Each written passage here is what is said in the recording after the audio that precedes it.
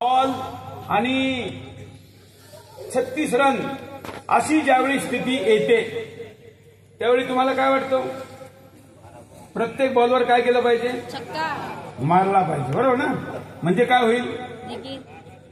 पण जर एक बॉल तिथं वाया गेला तर काय होतं? आउट. मग जसं 6 बॉल 36 रनची मॅच मध्ये स्थिती असते ना, हिंदूंची आज धर्म वाचवायची स्थिती ही 6 बॉल 36 रन सारखी झालेली आहे. 6 बॉल 6 रन नाही, 6 बॉल 36 रन. आता एक जरी बॉल गेला तरी काय होणार आहे? मॅच हातातून निघून जाणार. मग राहिलेल्या 5 बॉलवर 5 छक्के जरी मारले तरी कामाचे नाही.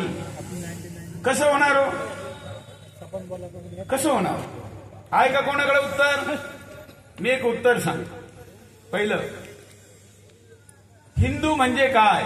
मी कोण आहे? आपल्या धर्मामध्ये सुद्धा काय सांगितलं जातं? तुम्ही कोण आहे हे ओळखा. तुम्ही कशासाठी आले? तुमचं कर्तव्य काय आहे? तुमच्यावर काही ऋण आहे, ऋण, कर्ज. कोणते कोणते? मातृपितृ ऋण, गुरु ऋण, कर्ज. ऋण म्हणजे कर्ज, बरोबर ना? धर्माचं कर्ज. हे याच्यापैकी कोणी चुकवलं का? मग आपण देवाचे डिफॉल्टर नाहीये का? आहे का नाही? आम्ही आपलं पाहतो, आपलं कर्तव्य पूर्ण करत नाही. आणि जो कर्तव्य पूर्ण करत नाही त्याला म्हणजे जो बँकेचं कर्ज भरत नाही त्याला बँकेमध्ये इज्जत असते का? किती मंदिर आहे या गावामध्ये? तुमच्या गावात मंदिरं किती आहे? कोणाला संख्या सुद्धा माहित नाही. मस्जिदी किती आहे? हा, चला 15 धरू. शुक्रवारी मस्जिदीमध्ये जागा पुरती का?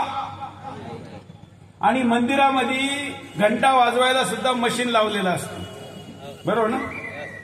मग तुम्ही जास्त धर्मप्रेमी का ते? तुमच्यापैकी किती जण रोज मंदिरात जातात? फक्त एवढे, निम्म्यापेक्षा 25% पण नाही. मग रोज मस्जिदीत जाणारा धर्मप्रेमी का कधीतरी जाणारा धर्मप्रेमी हो? मंदिरात जाणारा? मग मुळात आपल्याला धर्म म्हणजे काय? भाकरी बरोबर खायचा का भाषणात ऐकायचा? काही माहित नाही. असे लोक ज्यावेळी तलवार घेऊन कोणी येईल ना त्यावेळी तलवार घालायला लगेच तयार होतील. ही रेडीमेड फौज आहे. काही संघर्ष नाही करणार, काही संघर्ष नाही करणार. झाले ना हो? झाले का नाही आधीचे?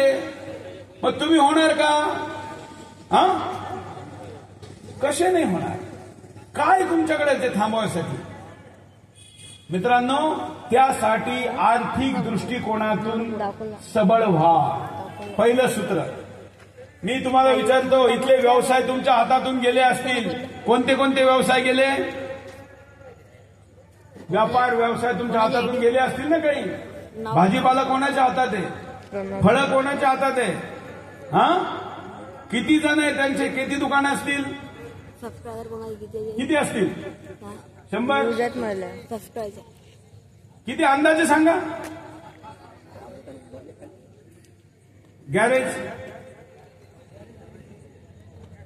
एक गॅरेज उघडायला किती पैसे लागतात? किती लागतात? 50,000? 1 लाख? भाजीपाल्याच्या दुकानाला किती पैसे लागतात? 10,000? इथं कोणी पतसंस्थावाला बसलेला आहे का? पतसंस्था, आपल्या विचाराची बँक किंवा पतसंस्था कुणी आहे का? जर नसल तर जो कुणी हा व्यवसाय सुरू करायला तयार असेल, मी त्याला ते पैसे द्यायला तयार आहे. सुरू करा. आता तुम्ही म्हणणार आहोत लोक पोरं काम करते नाही, असंच उत्तर आहे ना?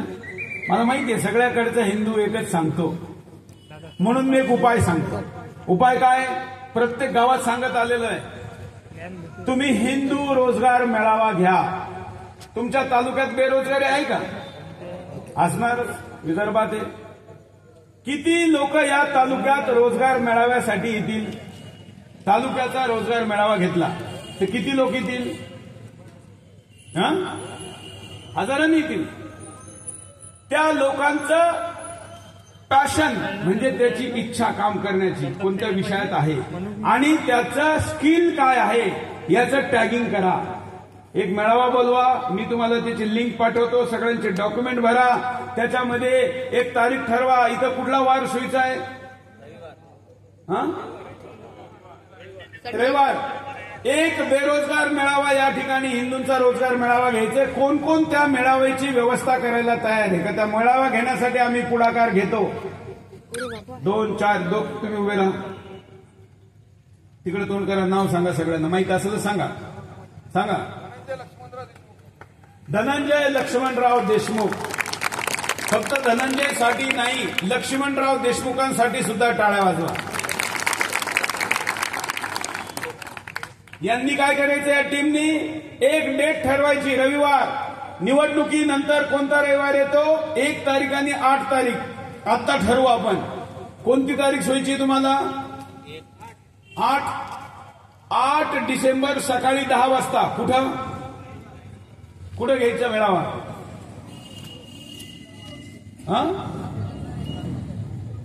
जिथं हॉल पाहिजे, थोडा लोक येतील, बसतील, टेबल लावता येतील.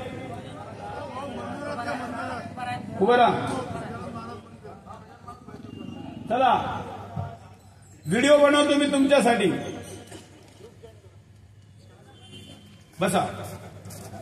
बोरगाव मंजूच्या हिंदूंनी ठरवलं आहे का 8 डिसेंबरला सकाळी 10 वाजता गजानन महाराज मंदिरांमध्ये हिंदू रोजगार मेळावा होणार. त्यामध्ये आलेल्या हिंदूंच्या नावापुढं त्याचं स्किल लिहिलं जाणार, त्याला काय आवडतं लिहिलं जाणार.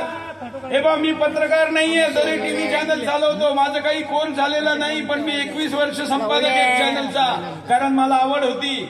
म्हणून ज्या मुलाला जो व्यवसाय आवडतो त्याचं शिक्षण काही असो व त्याचं स्किल, ह्या 2 गोष्टीच्या जोड्या लावायचं काम करा. तुमच्या गावात काम नसेल तर मी तुम्हाला दिल्ली, मुंबई, नाशिक, नागपूरमध्ये काम द्यायला तयार आहे. आणि फक्त नोकरी करण्यासाठी गाव सोडून जाऊ नका. जे व्यवसाय तुमच्या हातातून इथून गेले त्या व्यवसायाला पहिलं पुन्हा तुमच्या हातात घेण्यासाठी त्याची योजना बनवा. मी एक टीम पाठवतो 8 तारखेच्या आधी, आणि ती टीम तुमच्याकडे येईल आणि त्या टीम तुम्हाला मदत करेल या मेळाव्यासाठी.